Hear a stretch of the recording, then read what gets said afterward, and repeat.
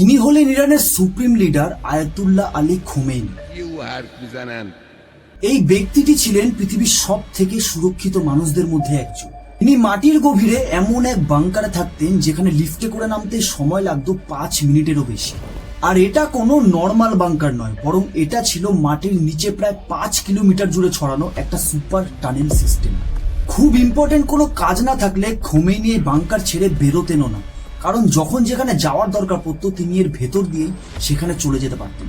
ইনি যখন যেখানে উপস্থিত থাকতেন সেই পুরো এরিয়াটাকেই নো ফ্লাই জোন করে দেওয়া হতো, আর সেই এরিয়াটাতে সব সময় মাল্টিলেয়ার সিকিউরিটি ডিপ্লয় করা থাকতো। এমনকি কোনো হাই র্যাঙ্কের অফিসারও যদি তার সাথে দেখা করতে আসতো তখন তাকে চোখ বন্ধ করে নিয়ে আসা হতো, যাতে সে কোনোভাবেই বুঝতে না পারে যে খোমেনি অ্যাকচুয়ালি কোথায় থাকেন। এনাকে মেরে ফেলা তো অনেক দূরের কথা, সামান্য টাচ করার ক্ষমতাও কারোর ছিল না। কিন্তু 2026-এর 28 ফেব্রুয়ারি ঘটে এমন একটা ঘটনা যেটা পুরো পৃথিবীকে কাঁপিয়ে দেয়। একটা মিসাইল অ্যাটাকে খোমেনি সমেত আরো 40 জন অফিসার একসাথে মারা যান। তারা যেই জায়গাতে বসে মিটিং করছিলেন এক্স্যাক্টলি সেই জায়গাতেই মিসাইলগুলোকে ফেলানো। কিন্তু প্রশ্নটা হলো, এত হাই সিকিউরিটির মধ্যে থাকা সত্ত্বেও এই মানুষটিকে মারা পসিবল হলো কি করে?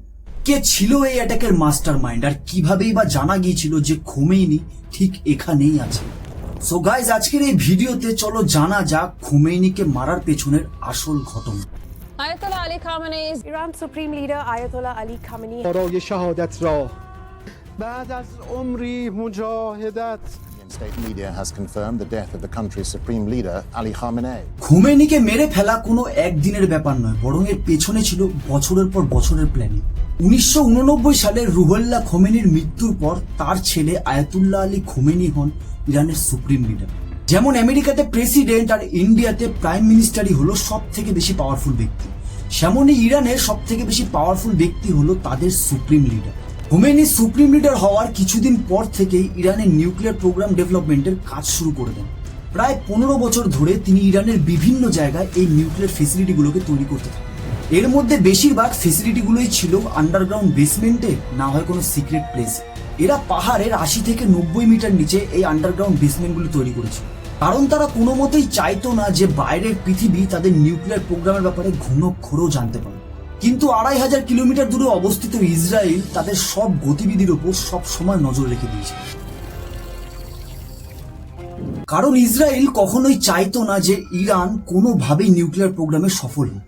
তাই তারা পরস্পর মিসাইল অ্যাটাক করে ইরানের নিউক্লিয়ার ফেসিলিটিগুলোকে ধ্বংস করে দিতে থাকে। কিন্তু ইরান কোনোভাবেই হার মানতে রাজি ছিল না, কারণ ইসরায়েল যতবারই তাদের নিউক্লিয়ার ফেসিলিটিগুলোকে ধ্বংস করে দিত, ইরান প্রতিবারই সেগুলোকে অন্যান্য জায়গায় শিফট করে পুনরায় আবার তৈরি করে ফেলত। ইসরায়েল পরস্পর অ্যাটাকের মাধ্যমে ইরানের নিউক্লিয়ার প্রোগ্রামকে ডিলে তো করে দিচ্ছিল, কিন্তু সেটাকে পুরোপুরি বন্ধ করতে পারছিল না। কিন্তু 2018 সালের 31 জানুয়ারি ইসরায়েলের ইন্টেলিজেন্সদের কাছে এমন একটা খবর আসে যেটা তাদের মাথা ঘুরিয়ে দেয়। আসলে তেহরান শহরের সুরাবাদ নামের এক জায়গার এক ওয়্যার হাউসে ইরান তাদের সমস্ত নিউক্লিয়ার প্রোগ্রামের অরিজিনাল ডকুমেন্টস, ডিস্ক এবং আরো অনেক জরুরি তথ্য লুকিয়ে রেখেছিল। কিন্তু রাতের অন্ধকারে মোসাদের লোকেরা সেই ডকুমেন্টগুলোকে চুরি করে ট্রাকে ভরে নিয়ে ইসরায়েল চলে আসে। এই ডকুমেন্টগুলোতে এমন এমন সিক্রেট লোকেশনের খবর ছিল যেগুলো ইসরায়েলের ইন্টেলিজেন্সরা জানতোই না। আর এত সব সিক্রেট লোকেশনের খবর পাওয়ার পরে তারা তখনই ডিসাইড করে ফেলে, যদি ইরানের নিউক্লিয়ার প্রোগ্রামকে পুরোপুরি বন্ধ করতে হয় তাহলে খোমেনি আর তার লিডারশিপদেরকে রাস্তা থেকে সরিয়ে ফেলতে হবে। প্রথমে কিন্তু ইসরায়েলের খোমেনিকে মারার কোনো প্ল্যানই ছিল না, বরং তারা শুধু চাইছিল ইরানের নিউক্লিয়ার প্রোগ্রামকে বন্ধ করতে। কিন্তু এই দিনের পর থেকেই তারা খোমেনিকে মারার প্ল্যান শুরু করে দেয়। কিন্তু খোমেনি কোনো সাধারণ মানুষ ছিলেন না যে তাকে চাইলেই মেরে ফেলা সম্ভব। এক কথায় খোমেনি ছিলেন ইরানের একটা সিম্বল, আর তাকে যদি মেরে ফেলা হয় তাহলে পুরো ইরানে দাঙ্গা ঝামেলা শুরু হয়ে যাবে। ইসরায়েলকে এর কারণে ইন্টারন্যাশনাল ল এর মুখেও পড়তে হতে পারে, আর সেই দাঙ্গা ঝামেলায় শেষমেশ ইরান আর ইসরায়েলের মধ্যে ডিরেক্ট যুদ্ধও পরিণত হতে পারে।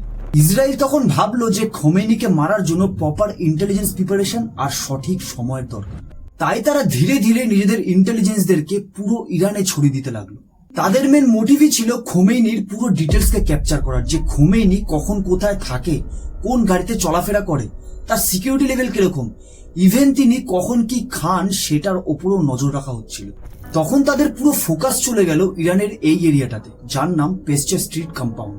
এই জায়গাটিকে ইরানে মোতাহারি কমপ্লেক্সও বলা হয়। আর এটা কিন্তু কোনো নর্মাল জায়গা নয়, বরং এটাকে আপনি ইরানের সব থেকে সুরক্ষিত জায়গার মধ্যে ধরতে পারেন। এই 30 একর জমির মধ্যেই রয়েছে supreme court, ministry intelligence office, আইআরজিসির হেডকোয়ার্টার্স, এরকম আরো টোটাল 50টিরও বেশি সরকারি অফিস এই এরিয়াতেই ছড়ানো আছে। আর ঠিক এর পাশেই রয়েছে বেয়তে রাহেবেরি, আর এখানেই থাকেন ইরানের supreme leader Ayatollah Ali Khomeini. এটাকে ইরানে হাউস অফ লিডারশিপও বলা হয়ে থাকে। এই পুরো কম্পাউন্ডটিকে টোটাল 3টে সিকিউরিটি লেয়ারে ভাগ করা হয়েছে। সবার প্রথম লেয়ারটি কম্পাউন্ডের 500 মিটার রেঞ্জের মধ্যে ছড়িয়ে রয়েছে, আর এই এরিয়াটাকে সুরক্ষিত রাখে ভালিয়ে অমর নামের গার্ডরা। সেকেন্ড লেয়ারটি রয়েছে 350 মিটার রেঞ্জের মধ্যে, আর ফার্স্ট লেয়ারটি রয়েছে মোতাহারি কমপ্লেক্সের ভেতরে। আর এই পুরো এরিয়াটাকে সুরক্ষা দেয় ইরানের সব থেকে বেশি ভরসাপূর্ণ গার্ডরা, যাদের নাম নাভি আকরাম। এই 3টে লেয়ার মিলিয়ে টোটাল 2750 জন আর্মি পুরো কম্পাউন্ডটিকে সিকিউরিটি দেয়। আর এই সিকিউরিটির প্রধান দায়িত্বে আছে ব্রিগেডিয়ার আসাদি নামের এই ব্যক্তি। এই কম্পাউন্ডটিতে 1000-এরও বেশি rotating cameras, mobile phone jammer, frequency detection system, এরকম আরো অনেক কিছু লাগানো আছে। তার মানে বুঝতেই পারছো যে এই পুরো কম্পাউন্ডটা আসলে কতটা সুরক্ষিত। এটা তো গেল কম্পাউন্ডের ওপরের অংশ, কিন্তু কম্পাউন্ডের নিচেও আছে বাংকার, যেটা হলো কম্পাউন্ডের দ্বিতীয় ভাগ। এই বাংকারটি মাটির এতটাই গভীরে বানানো হয়েছে যে লিফটে করে নামতে 5 মিনিট সময় লেগে যায়। এই পুরো বাংকারটা টানেল নেটওয়ার্কের থ্রু তেহরান শহরের প্রায় 5 কিলোমিটার জুড়ে ছড়িয়ে রয়েছে। এই বাংকারে টোটাল 8খানা এন্ট্রি এন্ড এক্সিট পয়েন্ট আছে, আর সবকটা পয়েন্ট কোনো না কোনো ইম্পর্টেন্ট পাবলিক প্লেসে গিয়ে খুলে, যেমন Sahab Alzaman school, multi storey parking, vaccination centre, বাচ্চাদের ফুটবল ট্রেনিং সেন্টার, তাওহিদ মক্স ইত্যাদি। আর এইসব পাবলিক প্লেস গুলোকে চয়েস করার মেন কারণই হলো যাতে বড় কোনো হামলা হলে খোমেনি খুব সহজেই এখান থেকে বেরিয়ে যেতে পারে। সবার প্রথমে ইসরায়েল নিজেদের ইন্টেলিজেন্সকে কাজে লাগিয়ে এই পুরো কম্পাউন্ডের খুঁটিনাটি তথ্য জোগাড় করে ফেলেছিল।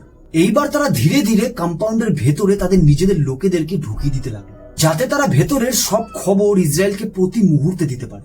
এইসব কম্পাউন্ডের ভেতরে যারা কাজ করে, যেমন মেইনটেনেন্স স্টাফ, প্লাম্বার, ক্লিনার্স, এইসব লোকেদের মাঝে ইসরায়েল তাদের এজেন্টদেরকে প্ল্যান করতে শুরু করে। এদেরই মধ্যে কিছু ওখানকার লোকও ছিলেন যারা ইসরায়েলের সাথে গোপনে হাত মিলিয়েছিল। আর ইরানের মধ্যেই যারা খোমেনি সরকারের বিরোধিতা করত, ইসরায়েল তাদের মধ্যে অনেককে টাকা দিয়ে নিজেদের সাথে যুক্ত করে নিয়েছিল। এইভাবেই খোমেনির আশেপাশে থাকা লোকেদের মধ্যে ইসরায়েলের এজেন্টদের সংখ্যা ধীরে ধীরে বাড়তে থাকে। এদের মধ্যে কিছু কিছু লোকেদের কম্পাউন্ডে ডিরেক্ট ঢোকার পারমিশন ছিল না, তাই তারা বাইরে থেকেই কম্পাউন্ডের ওপর সারাক্ষণ নজর রাখত। এমনকি কম্পাউন্ডের ভেতর থেকে যে আবর্জনাগুলো বেরোতো তারা সেগুলোকে কালেক্ট করেও চেক করতেন। ইসরায়েলের এনএসও নামে এক কোম্পানি পেগাসিস নামের এমন একটি সফটওয়্যার বানায়, যেই সফটওয়্যারের সাহায্যে তারা কম্পাউন্ডের ভেতরে থাকা গার্ড, ডক্টর, কুক, এদের সবার মোবাইল ফোনগুলোকে হ্যাক করতে শুরু করে দেয়। এই সফটওয়্যার এতটাই কার্যকরী ছিল যে আমেরিকার সিআইএ তাদের অনেক সিক্রেট মিশনে এই সফটওয়্যারকেই কাজে লাগিয়েছিল। ধীরে ধীরে ইসরায়েল এই কম্পাউন্ডের সমস্ত গতিবিধিকে ক্যাপচার করতে থাকে। আর এইসব ঘটনা চলাকালীনই গত 3 বছর ধরে মোসাদ আর ইরানের মিলিটারিরা 2000-এরও বেশি ড্রোন স্মাগলিং করে ইরানে নিয়ে আসে, এবং এই ড্রোনগুলোকে ইরানের বিভিন্ন জায়গায় গোপনে ডিপ্লয় করতে থাকে। আগে ভিডিওতে আপনি জানতে পারবেন যে ড্রোনগুলোকে নিয়ে আসার পেছনে আসল কারণ কি ছিল। ইসরায়েলের এজেন্টসরা প্রতি মুহূর্তে খোমেনির উপর নজর রেখে দিয়েছিল, এবং তারা সব খুঁটিনাটি তথ্য ইসরায়েলের কাছে সব সময় পাঠাতে থাকে। কিন্তু এই সময় তাদের হাতে এমন একটি ইনফরমেশন এসে পৌঁছলো যেটা এই পুরো প্ল্যানের গেম চেঞ্জার হয়ে দাঁড়ায়। আসলে ইরানের সরকার টিএনডি আর হিবিকসান নামের এই দুটো চাইনিজ কোম্পানির ক্যামেরা পুরো ইরান শহরে এবং পেস্টার কম্পাউন্ডের সব জায়গাতে লাগিয়ে রেখেছে। কিন্তু এই হিবিকসান কোম্পানির ক্যামেরাগুলোতে একটা রিমোট কোড এক্সিকিউশন বাগ লক্ষ্য করা যায়। মানে এই ক্যামেরাগুলোর সিস্টেম সফটওয়্যারকে ঠিক সময় আপডেট না করলে যে কোনো হ্যাকার খুব সহজেই এগুলোকে হ্যাক করে নিতে পারে। তখন ইসরায়েলের 8200 নামের ইন্টেলিজেন্স ইউনিট ক্যামেরার এই প্রবলেমটিকে কাজে লাগিয়ে তেহরান শহরের রাস্তাঘাট, ট্রাফিক, অফিসে লাগানো সব ক্যামেরাগুলোকে হ্যাক করে নেয়। 2007 সাল থেকে 2021 সাল অব্দি এরকম কোটি কোটি ক্যামেরা রেকর্ডিং এর ডেটা তারা ইসরায়েলের কাছে পাঠাতে থাকে। কিন্তু ইসরায়েল এখানেই থেমে থাকেনি, তারা শুধু মাটি নয়, ইভেন আকাশ থেকেও ইরানের উপর সব সময় নজর রেখে দিয়েছে। ইসরায়েলের দুটো স্যাটেলাইট ওফেক 13 আর ওফেক 16, এই দুটো স্যাটেলাইট যখন পেস্টার কম্পাউন্ডের ওপর থেকে যেত, তখন সেই কম্পাউন্ডের ভেতরের ছোট ছোট ডিটেলস গুলোকে ক্যাপচার করে তারা ইসরায়েলের কাছে লাইভ ইন্টেল পাঠিয়ে দিত। এই বিষয়ে আমেরিকাও ইসরায়েলকে সাহায্য করেছিল তাদের KH-11 কিহোল স্যাটেলাইট দিয়ে। এই স্যাটেলাইটটা পৃথিবীর 250 থেকে 600 কিলোমিটারের লো অরবিটে ঘুরত, এবং এটা এতটাই পাওয়ারফুল ছিল যে কোন বিল্ডিং এ কোন অ্যান্টেনা লাগানো আছে বা কোন গাড়ির কোন নাম্বার প্লেট, ইভেন কোনো মানুষের ছাওয়া দেখে তার হাইট মেজারমেন্ট করে নিয়ে ইসরায়েলের কাছে পিন পয়েন্ট ইন্টেল গুলোকে পাঠিয়ে দিত। কিন্তু এই স্যাটেলাইট গুলোর মধ্যে সব থেকে বেশি গুরুত্বপূর্ণ হয়ে দাঁড়িয়েছিল ওরিয়েন্ট স্যাটেলাইট। কম্পাউন্ডের ভেতরে থাকা গার্ডরা ওয়াকিটকির মাধ্যমে কাকে কি ইনফরমেশন দিচ্ছে, স্যাটেলাইট ফোনের মাধ্যমে কার সাথে কি কথা বলছে। ওরিয়েন্ট স্যাটেলাইট সেই সবকিছু সিগন্যালগুলোকে ক্যাপচার করে অস্ট্রেলিয়ার মরুভূমিতে অবস্থিত সিআইএর সিক্রেট মিলিটারি লোকেশন পাইন গ্যাপে পাঠিয়ে দিত। এখানে সিআইএ সব সিগন্যালের রেকর্ডগুলোকে প্রসেস করে ডিরেক্ট ইসরায়েলের কাছে পাঠিয়ে দিত। আমেরিকার ইসরায়েল যে কতটাই কম্পাউন্ডের সাথে জড়িয়ে গেছিল সেটার আন্দাজ আপনি এটা থেকে লাগাতে পারেন যে ভেতেরান নামের একজন এক্স সিআইএ এজেন্ট, যিনি এই কম্পাউন্ডের ভেতর 10 বছর ধরে কাজ করতেন, কিন্তু কখনো কেউ তাকে সন্দেহ করতে পারেনি যে তিনি একজন সিআইএ এজেন্ট। তিনি দ্য গার্জিয়ান নিউজকে বলেন যে ভেতরে কে কখন ঘুমাতে যেত, কে কখন ঘুম থেকে উঠত, সেটার ইনফরমেশনও তিনি সিআইএ কে পাঠাতে থাকতেন। এমনকি খামেনি কি খাবার খান, কখন কি ড্রেস পরেন, সেটার খবরও ইসরায়েলের কাছে লাইভ পৌঁছত। ইসরায়েল আর আমেরিকার এত কার্যকলাপের খবর ধীরে ধীরে ইরানের ইন্টেলিজেন্সদের কাছেও পৌঁছতে লাগলো। তাই তারা 2023-এর শুরুতেই খোমেনির আশেপাশে থাকা সমস্ত লোকেদের সব রকমের সিগন্যাল ডিভাইস ইউজ করা বন্ধ করে দিয়েছিল। শুধু তাই নয়, এমনকি আইআরজিসির সেক্রেটারি আলী লারিজানিও যখন খোমেনির সাথে দেখা করতে যেতেন তখন তার 2 চোখ কালো কাপড় দিয়ে ঢেকে নিয়ে যাওয়া হতো। ইরানের ইন্টেলিজেন্সরা ওরিয়েন্ট স্যাটেলাইটের সম্বন্ধেও জানতে পেরেছিল যে কিভাবে তাদের সমস্ত গোপনীয় তথ্য তাদের অজান্তেই ইসরায়েলের কাছে পৌঁছে যাচ্ছে।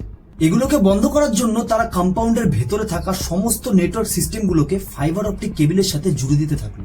এই কেবিলগুলো পুরো ইরান জুড়ে ছড়িয়ে আছে, আর এই কেবিলের মধ্যে থেকে সমস্ত ডেটা এতটাই স্পিডে ট্রাভেল করে যে ওরিয়েন্ট স্যাটেলাইট এগুলোর সিগন্যালগুলোকে আর ধরতে পারত না। এমনকি এই সময় আইআরজিসির গার্ডরা ইসরায়েলের অনেক এজেন্টকে হাতে নাতে ধরে ফেলে তাদেরকে এক্সিকিউট করে দিয়েছিল। দুটো দেশের এজেন্ট একে অপরের উপর এতটাই অ্যাক্টিভ হয়ে গেছিল যে প্রতিদিন কেউ না কেউ ধরা পড়ছিল। কিন্তু 2023-এর 7ই অক্টোবর ইরানের প্রক্সি মিলিটারি হামাস একটা বড় ভুল করে ফেলে।